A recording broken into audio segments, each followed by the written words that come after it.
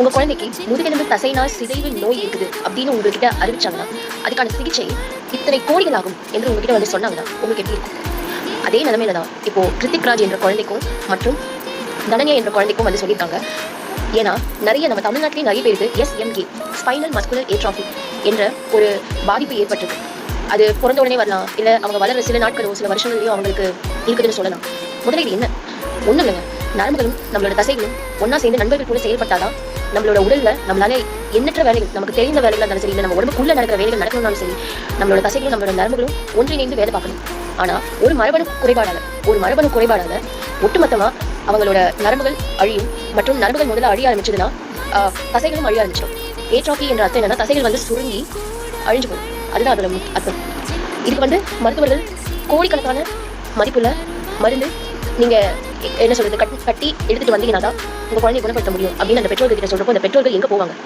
அதுவும் middle class வாழ்க்கை வாழ 2 பெற்றோர்கள் ஒரு குழந்தைய தங்களோட வாழ்க்கையில வர வச்சு மற்ற குடும்பங்களை போல சந்தோஷமா வாழணும்னு நினைச்ச பெற்றோர்கள் இப்போ தன்னோட குழந்தை வாழ்வா சாவான போராடிட்டு இருக்கிறத பார்த்துட்டு கஷ்டப்பட்டு இருக்காங்க. இதை நம்ம பார்த்துட்டு என்ன பண்ண போறோம்? நிறைய பேர் குற்றச்சாட்டு வைக்கலாம், என்னடா இது இவங்க திடீர்னு வந்து இந்த மாதிரி வைக்கிறாங்களே அப்படின்ட்டு. அவங்க சும்மாலாம் ஒன்றும் சொல்லலை. அவங்க என்ன சொல்றது, மருத்துவர் போட்ட கையெழுத்து, அந்த ஹாஸ்பிட்டலோட பெயர் மற்றும் அந்த ஹாஸ்பிட்டலே வந்து அறிவிச்சிருக்காங்க, இந்த பாதிப்புக்கு இவ்வளோ கோடி ரூபாய் இருந்தால் தான் மருந்து மற்றும் சிகிச்சை அளிக்க முடியும் அப்படின்னு அந்த மருத்துவர்கள் சொல்லிட்டாங்க. மருத்துவர்கள் சொன்ன பிற்பாடு அவங்க வந்து போய் சொல்ல போதில்லை. மருத்துவர்கள் கையெழுத்து போட்டு தன்னோட ஹாஸ்பிட்டல் பெயர் தன்னோட பெயரும் போட்டு கையெழுத்து போட்டது ஒன்றும் பித்தலாட்டம் கிடையாது. தன்னோட குழந்தை மற்ற குழந்தைகளை போல சந்தோஷமா வாழணும்னு நினைக்கிற அப்பா அம்மா பணத்தை விட தன்னோட குழந்தையோட உயிர் தான் முக்கியம்னு நினைப்பாங்க. ஆனால் அந்த குழந்தையோட உயிரே பணம் இருந்தால் தான் வந்து காப்பாற்ற முடியுன்ற பொழுது அந்த பெற்றவங்க வந்து கண்டிப்பாக நம்ம இந்தியாவில் இருக்கிற உலகத்தில் இருக்கிற அத்தனை மக்கள்கிட்டையும் ஒவ்வொரு நாளும் ஒவ்வொரு நிமிஷமும் ஒவ்வொரு நொடியும் கெஞ்சிதான் ஆகணும். ஏன்னா அவங்க பிறக்கும் போதே பணக்காரங்க கிடையாது, வாழ்றப்பவும் பணக்காரங்க கிடையாது. நம்மளை போலவே நடைமுறை மக்கள் தான். ஆகையால் அவங்களோட கஷ்டத்தை புரிஞ்சு அவங்களோட நம்பருக்கு கூகுள் பே நம்பருக்காக இருந்தாலும் சரி, இல்லை அவங்களோட வங்கி கணக்கு விவரங்களை வச்சு நீங்கள் பணம் அனுப்ப முடிஞ்சாலும் சரி, இல்லைனா அவங்களோட UPI ID அதை வச்சு அனுப்ப முடிஞ்சாலும் சரி, இல்லைனா அவங்களோட டொனேஷன் லிங்க் இம்பாக்ட் குரு இந்த மிலாப் ஃபண்ட்ரைசர் லிங்கை வச்சு உங்களால் தானம் செலுத்த முடிஞ்சாலும் சரி.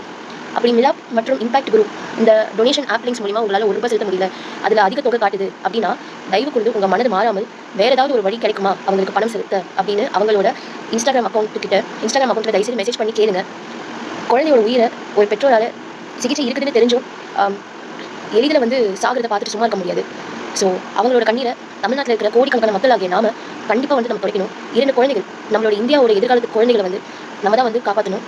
Save Dhananya, save Kritik Raj, save every spinal muscular atrophy affected children, ladies and gentlemen. With just ₹1, please make a difference and bring that child's health back and bring their child's life back to their family members. Thank you so much. சிறுதொகை பெரிய உதவிக்கு வழிவகுக்கும். நன்றி.